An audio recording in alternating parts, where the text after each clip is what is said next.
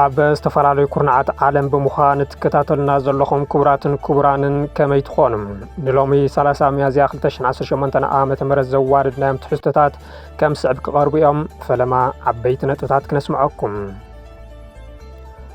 ጀነራል ታደሰ ወረደ ስልጣነይ ብጉልበት ተሓዲገ ክብሉ ዕላው ገይሮም። ብዘይ ርክክብ ንቤት ጽሕፈት ፕረዚደንት ከም ዝተቆጻጸሩ ዝተገለጸሎም ዶክተር ደብረጽዮን ፈላማይ ኣኼባ ካቢነ ኣካይዶም። ቅድሚ 4 መዓልቲ ምስ ጀነራል ታደሰ ወረደ ኣብ ዝጸውዕዎ ኣኼባ ካቢነ ዝተረኸቡ ኣመራርሓ ኣብቲ ዶክተር ደብረጽዮን ዝጸውዕዎ ኣኼባ ዘይተረኸቡ ከም ዘለዉ ንምፍላጥ ተኻኢለሎም። ኣብ ክልቲኡ ኣኼባ ዝተረኸቡን ኣብ ሓዲኡ ተረኺቦም ኣብቲ ካሊእ ዘይተረኸቡን ኣመራርሓ እንመን እዮም ክነስምዐኩም ኢና። ብኻሊእ ዜና ሎሚ 30 ሚያዝያ ኣብ ሰማያት መቐለ ነፈርቲ ውግእ እጀታት ከም ዝተረኣየ ተሓቢሩ ኣሎ። እዚ ድማ ኣብ ውሽጢ ሰሙን ንኻልኣይ ግዜ እዩ። ሱዳን ተወሳኺ ሰራዊትን ጸረ ኣየርን ናብ ደቡብ ኢትዮጵያ ምጽጋዓ ተገሊጹ። ብኻሊእ ዜና ድሮን ኢትዮጵያ ኣብ ሱዳን ተወቂዓ ከም ዝተሓምሸሸት ተፈሊጡ ኣሎ። ምትፍናን ኢትዮጵያን ሱዳንን ናብ ዝለዓለ ጠርዚ ይበጽሕ ከም ዘሎ ስግኣታት ይወጹ ኣለዉ። ኢትዮጵያ መተሓላለፊት ሎጂስቲካዊ ኣጽዋር ወሃቢ ህጹጽ ደገፍ ሱዳን ከም ዝኾነት ላዕለዋይ ኣዛዚት ዕጡቕ ሓይሊ ኣቃሊዑ። ኣብ ቀረባ እዋን ንዕጡቕ ሓይሊ ዳዕመል ሰሪዕ ብምኽዳዕ ናብ ሰራዊት ሱዳን ዝተጸንበረ ላዕለዋይ ኣዛዚ ብዛዕባ ኩናት ሱዳን ከበድቲ ምስጢራት ዝበሎም ዕላው ገይረሎም። ናይዚኦምን ካልኦትን ዝርዝር ክነስምዐኩም ኢና። ሰናይ ጻንሒት። ጀነራል ታደሰ ወረደ ስልጣነይ ብጉልበት ተተሓይዙ ክብሉ ዕላው ገይሮም።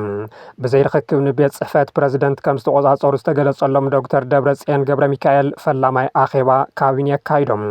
ቅድሚ 4 መዓልቲ ምስ ጀነራል ታደሰ ወረደ ኣብ ዝጸውዕዎ ኣኼባ ካቢነ ዝተረኸቡ ኣመራርሓ ኣብቲ ዶክተር ደብረጽዮን ዝጸውዕዎ ኣኼባ ዘይተረኸቡ ከም ዘለዉ ንፍላጥ ተኻኢለሎም። 27 ሚያዝያ 2018 ዓመተ ምህረት ብነባር ቤት ምኽሪ ፕረዚደንት ኮይኖም ዝተመረጹ ዶክተር ደብረጽዮን ገብረ ሚካኤል ኣብቲ ዕለት ስርሖም ንኽጅምሩ ኣብቲ እዋን ብዝተመረጸ ኣፈ ጉባኤ ወይዘሮ ኪሮስ ሓጎስ ደብዳቤ ተጻሒፉሎም እዩ። ትማሊ ድማ ኣኼባ ካቢነ ከም ዘካየዱ ተፈሊጡ ኣሎ።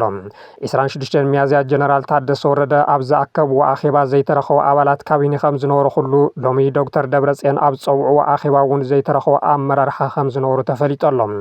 ሓላፊ ቢሮ ባህልን ቱሪዝምን ዶክተር ኣጽብሃ ገብረ እግዚኣብሔር፣ ሓላፊ ቢሮ መጓዓዝያን መንገድን ኣይተ ታደለ መንግስቱ፣ ሓላፊ ቢሮ መናእሰይ ኣይተ ሃይሽ ሲባገደስ፣ ሓላፊት ኮሚሽን ፕላን ዶክተር ሃንሳ ተኽላይ ኣብቲ ብዶክተር ደብረጽዮን ዝተጸውዐ ኣኼባ ዘይተረኸቡ ጀነራል ታደሰ ኣብ ዝኣከብዎ ግና ተረኺቦም ዝነበሩ ኣባላት ካቢነ እዮም። ከምኡ ድማ ኣብቲ ናይ ጀነራል ታደሰ ዝኣከብዎ ካቢነ ዘይተረኸቡ ዝነበሩ ኣብቲ ናይ ሕዚ ዝተረኸቡ ኣመራርሓ ዘለዉ ኮይኖም ካልኦት እውን ኣብ ክልቲኡ ተረኺቦም እዮም። እቲ ኣኼባ ኣብ ቤት ጽሕፈት ፕረዚደንት ደጀን ዝተኻየደ ኮይኑ ጀነራል ታደሰ ወረደ ቁልፊ ኣይረክም ስለ ዝበሉ ቢሮ ሰይሮም ኣትዮም ዝብል ወረ እናተጋውሒ ይርከብ። ጀነራል ታደሰ ስልጣኖም ስሩዕ ብዝኾነ መንገዲ ከም ዘየረክቡ ቢሮ ሰይሮም እንተኣትዮም ድማ ዕልዋ መንግስቲ እዩ ዝኸውን መዋሎም ዝዝከር እዩ። በቲ በለበቲ ንጊዜያዊ ምምሕዳር ብምፍራስ ብነባር ቤት ምኽሪ ዝተመረጹ ዶክተር ደብረጽዮን ፈላማይ ኣኼባ ካቢነ ዝገብሩ ኮይኖም ቀጻሊ ስርሖም ድማ እቲ ካቢነ ከም ብሓድሽ ምምዕራይ ክኸውን ከም ዝኽእል እናተገለጸ ይርከብ። ብዶክተር ደብረጽዮን ዝምራሕ ካቢነ ኣኼባ ምክያዱ ስዒቡ ጀነራል ታደሰ ወረደ ስልጣን ጊዜያዊ ምምሕዳር ብጉልበት ተተሓይዙ ክብሉ ዕላው ገይሮም። መልእኽቲ ጀነራል ታደሰ ወረደ ተዋሂዱ ኣብ ገጽ ፌስቡክ ቤት ጽሕፈት ፕረዚደንት ዝተወዝዐ ጽሑፍ ከምዚ ይብል። ኣብዚ ቀረባ መዓልትታት ዝተፈጠረ ኩነታት ስዒቡ ክመጽእ ዝኽእል ሳዕብየንን ጉድኣትን ንምትራፍ እቲ ጸገም ብናይ ተጋሩ ልዝብን ሓበራዊ ምርዳእን ክፍታሕ ንዝቐረበ ጻውዒት ንጎኒ ብምግዳፍ ተመሪጸ ዝብል ኣካል ሎሚ 30 ሚያዝያ 2018 ዓመተ ምህረት ብናይ ጸጥታ ኣካላት ሓለዋ ተገይሩሎም ኣብ መእከቢ ኣዳራሽ ናይ ካቢነ ኣኼባ ጀሚሮም ኣለዉ። እዚ ከዓ ናይ ቀጻሊ ሓደገኛ መንገዲ ዝተጀመረሉ ዕለት ስለ ዝኾነ በዚ ምኽንያት ንዝስዕብ ሳዕብየን ተሓታቲ ስልጣን ጊዜያዊ ምምሕዳር ብጉልበት ዝሕዝ ዘሎ ሓይሊ ምዃኑ ክገልጽ ይፈቱ ኢሎም ጀነራል ታደሰ ወረደ። እዚ ናይ ሎሚ ናብ ደጀን ቢሮ ናይ ሚእታው ተግባር ኣብ ፖለቲካ ትግራይ እንታይ ዓይነት ትርጉም ይህልዎ ዝብል ብዓብዩ ዝለዓል ዘሎ ጉዳይ ኮይኑ መንግስቲ ፌደራል ግና ክሳብ ሕዚ ዝበሎ ነገር የለን። እዚ ከምዚ ኢሉ እንከሎ ሎሚ ንኻልኣይ ግዜ ኣብ ሰማያት መቐለ ነፈርቲ ውግእ ከም ዝተረኣየ ተሰሚዑ ኣሎ። ዶክተር ደብረጽዮን ገብረ ሚካኤል ኣብ ቤት ጽሕፈት ደጀን ኣትዮም ስራሕ ካብ ዝጅምርሉ ድሕሪ ሓደ መዓልቲ ሎሚ 30 ሚያዝያ ሰዓት 5:37 ጀሚሩ ኣብ ሰማይ ከተማ መቐለ ነፋሪት ውግእ ብሰፊሑ ከም ዝተረኣየ ተገሊጹ። መሰኻኽር ዓይኒ ከም ዝሓበርዎ ዜና ኣየር ምንቅስቓስ ኣብ ውሽጢ ሓደ ሰሙን ንኻልኣይ ግዜ ዝተረኣየ ኮይኑ ድሕሪ ስምምዕ ሰላም ፕሪቶርያ ከምዚ ዓይነት ተግባር ክፍጸም ከሎ ንኻልኣይ ግዜ እዩ። ኣብ ዝሓለፈ 27 ሚያዝያ ቤት ምኽሪ ትግራይ ኣኼብኡ ኣብ ዘካየደሉ እዋን እውን ክልተ እጀታት ኣብ ሰማያት መቐለ ከም ዝሓንበባ ዝፍለጥ እዩ። እዚ ሃንደበታዊ በረራ ኣብ ነበርቲ እታ ከተማ ዓብዪ ስኽፍታን ስጋኣትን ዝፈጠረ ኮይኑ ምስቲ ኣብ ክልል ዘሎ ሓድሽ ፖለቲካዊ ለውጢ ተተሓሒዙ ፍሉይ ትኹረት ተዋሂብዎ ኣሎ። እታ ጀት ኣብ ሰማይ እታ ከተማ ንነዊሕ እዋን ከም ዝተረኣየት እውን ተሓቢሮሎም። ሱዳን ተወሳኺ ሰራዊትን ጸረ ኣየርን ናብ ደቡብ ኢትዮጵያ ምጽጋዓ ተገሊጹ። ብኻሊእ ዜና ድሮን ኢትዮጵያ ኣብ ሱዳን ተወቂዓ ከም ዝተሓምሸሸት ተሓቢሮሎም። ምትፍናን ኢትዮጵያን ሱዳንን ናብ ዝለዓለ ጠርዚ ይበጽሕ ከም ዘሎ እውን ስጋኣታት ይወጸሎም። ሰራዊት ሱዳን ትማሊ 29 ሚያዝያ ብሓደ ግዜ ክልተ ድሮናት ተወቂዑ ከም ዘውደቐ ገሊጹ እዩ። እታ ሓንቲ ካብ ኢትዮጵያ ከተማ ባህር ዳር ዝተበገሰት እንትትከውን እታ ካልእቲ ድማ ካብ ኒያላ ዝነቐለት እያ ተባሂላ። ኣብ ዋና ከተማ ሱዳን ካርቱምን ግዝኣት ኩርደፋን ዝወደቓ ድሮናት ብጸረ ድሮን ከም ዝተሓምሸሻ እዩ ጸብጻባት ዝወፁ ዘሎ። ኣብ ካርቱም ዝወደቐት ድሮን ካብ ኢትዮጵያ ባህር ዳር ዝተበገሰት ምዃና ዝተረጋገጸ ኮይኑ እታ ካልእቲ ኣብ ክልል ኩርደፋን ዝወደቐት ድማ ካብ ሱዳን ከተማ ኒያላ ዝተበገሰት ምዃና ተሓቢሩ። ካብ ከተማ ባህር ዳርን ኣሶሳን ዝብገሳ ድሮናት ኣብ መሬት ሱዳን ብተደጋጋሚ መጥቃዕቲ ምፍጻመን ዓለም ለኸ ሚድያታት ምጽብጻበን ዝፍለጥ እዩ። መንግስቲ ሱዳን ነቲ ኣብዚ ሰሙን ኣብ መዕረፎ ነፈርቲ ካርቱምን ካልኦት ከባቢታትን ዝተፈጸመ መጥቃዕቲ ብኢትዮጵያን ሕቡራት ዓረብ ኤሚሬትስን ዝተዋደደ ክብል ምኽሳሱ ዝፍለጥ እዩ። ነዚ ድማ ላዕላውነቱ ንምክልኻል ኣድላይ ዘበለ ስጉምቲ ከም ዝወስድ ምግላጹ ይዝከር። ሕዚ ዝወፁ ዘለዉ ሓበሬታታት ድማ መንግስቲ ሱዳን ተወሳኺ ሰራዊትን ጸረ ኣየርን ናብ ደቡብ ኢትዮጵያ የጸግዕ ምህላው እዩ። ብመሰረት ጸብጻብ ብሉምበርግ ስርዓት ብልጽግና ኣብዚ ዝቕጽል ዘሎ ኩናት ሕድሕድ ሱዳን ንተናሓናሕቲ ዕጡዋት ጉጅለታት ይድግፈሎ ዝብል ክሲ ኣብ ዘቐርበሉ ዘሎ እዋን ሰራዊት ሱዳን ምውፋር ሰራዊት ብምውሳኽ ኣብ ጥቓ ደቡብ ኢትዮጵያ ተወሳኺ ስርዓታት ምክልኻል ኣየር ኣቐሚጡ ይብል። እዚ ድማ እቲ ኣብዚ ወርሒ ራብዓይ ዓመቱ ዝደፈነ ሕድሕድ ውግእ ሱዳን ዞባዊ ዲፕሎማስያዊ ወጥሪ እናሰሓበ ይመጽእ ምህላው መርኣያ እናበሉ ይርከቡ ተንተንቲ ዲፕሎማሲ ምብራቕ ኣፍሪካ። እዚ ኣብ ግዝኣት ቡሉ ናይል ዝግበር ዘሎ ወተሃደራዊ ምትእኽኻብ መንግስቲ ሱዳን ኢትዮጵያን ሕቡራት ዓረብ ኤሚሬትስን 26 ሚያዝያ ኣብ ኣህጉራዊ መዕረፎ ነፈርቲ ካርቱም ብሰብ ኣልቦ ነፈርቲ ዝተፈጸመ መጥቃዕቲ ከም ዝተሳተፉ ድሕሪ ምግላጽ እዩ። ኢትዮጵያን ኤሚሬት ዓረብን ዋላ እኳ ዘለዎን ተሳትፎም ኣብተን ዝወደቓ ሰብ ኣልቦ ነፈርትን ዝተረኸበ መረዳእታ በረራን ሓዊሱ መርትዖታት እናወሰኸ ይኸይድ እንተሃለወ ኣብቲ ፍጻመ ዝኾነ ግደ ከም ዘይብለን እየን ዝነጽጋ። ዓለም ለኸ ተቆጻጸርቲ በረራታት ግና ካብ ኢትዮጵያ ከተማታት ባህር ዳርን ኣሶሳን ብምብጋስ ናብ ግዝኣት ሱዳን ዝኣትዋ ነፈርቲ ከም ዘለዋ ኣረጋጊጹ እዩ። ብመሰረት ምስልታት ሳተላይት ኣብ መፈለንታ ወርሒ መጋቢት ካብ መዕርፎ ነፈርቲ ባህር ዳር ዝንቀሳቐሳ ሰብ ኣልቦ ነፈርቲ ንሰማያውን ጻዕዳን ኣባይ ሱዳን ከምኡ እውን ንሰሜንን ደቡብን ኮርዳፋን ዒላማ ከም ዝገበራ ዘመላኽት እዩ።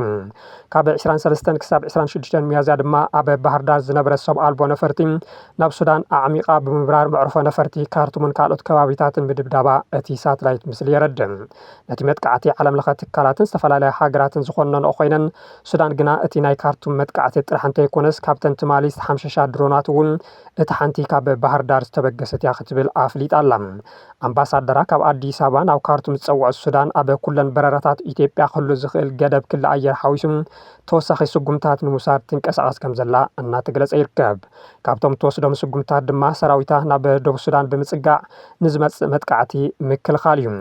በዚ እውን ሰራዊት ሱዳን ኣብ ከባቢታት ምብራቕ ጋላባት ባሱንዳ ከምኡ እውን ምስ ኢትዮጵያ ዝዳቦ ክልል ገዳሪፍን ኣልፋሽጋን ወተሃደራዊ ምውፋር ከም ዘጠናኸረ ወተሃደራዊ ፍልፍላት ኣነጺሮም ኣሎም።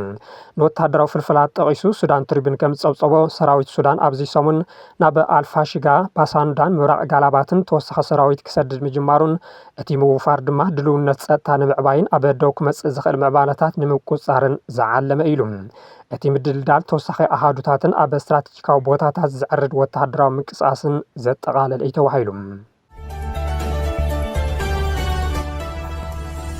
بخاري زينا إثيوبيا متحلالفي لوجستيكاو أصوار وهاب هسوس دقف سودان كم زخونت لعلوا أزازي تعتق حيلي أقاليعم أو كربا أوان عتق حيلي دعمل سريع بمقدعنا بسراوي السودان سسنبرا لعلوا أزازي بزعبا خوينا السودان كبرت مشتراز ولوم علاو غيرم زي لعلوا أزازي بدقف إمريتس ناب سودان زعتو لوجستيك كابي مسمر تلعيلم أبي كم زعرف أبالات إتي عتق سلطنا أبي كم زوسدون قلس غيرو لهم كابتي بإمريت عرب زدقف عتق حيلي دعمل سريع بمهدام ناب سراوي السودان استحاول ዝተሓዋወሰ ላዕለዋይ ኣዛዚ ዓሊ ኤል ጣይብ መሐመድ ሙሳ ብዛዕባ ደገፍ ኤምሬት ንምልሻ ቅልጡፍ ደገፍ ሓይልታት ዘስክፍ ዝርዝራት ኣቃሊዑ ሙሳ ኣባላት ምልሻ ኣብ ኣቡዳቢ ስልጠና ከም ዝወስዱን ኣጽዋር ሰው ኣልቦ ነፈርትን ሎጂስቲክን ደገፍ እውን ከም ዝግበረሎምን ገሊጾሎም እዚ ቀረብ ብሊብያ ቻድ ሶማልያ ኢትዮጵያ ነቢሉ ናብ ዳርፉር ከም ዝመሓላለፍ እውን ዕላው ገይሩ ኣብ ከይዲ ጉዕዞ 30 ዝኣኽሉ ኮሎምቢያውያን ዝርከብዎም ወጻእተኛታት ዕስዋት ኣብ ጎንቶም ምልሻ ኮይኖም ኣብቲ ውግእ ከም ዝተሳተፉ ኣብ ካርቱም ኣብ ዝሃቦ ጋዜጣዊ መግለጺ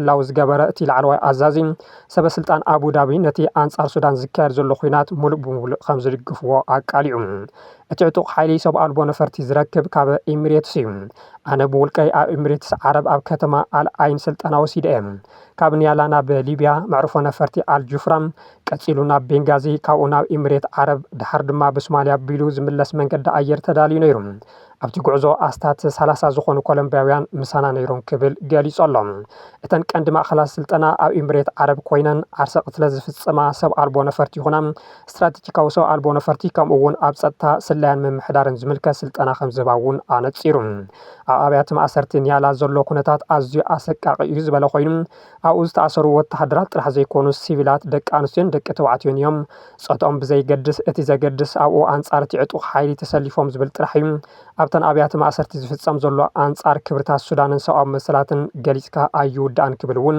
በቲ ዕጡቕ ሓይሊ ዝፍጸሙ ግሰታት ሰብኣዊ መሰላት ዘርዚሩ እዩ ንቻናልና ላይክ ሼርን ሳብስክራይብ እናገበርኩም ስለትከታተሉና ኣዝና ብምስጋን ናይ ዝዕለት ናይ መወዳእታ ወርሒ ሚያዝያ ዜናታትና ነዚኦም ይመስሉ ነይሮም ስለዝተከታተልኩምና ድማ ደጊምና ብምስጋን ኣብዚ ክንፍልየኩም ሰላም ድሓን ኩኑ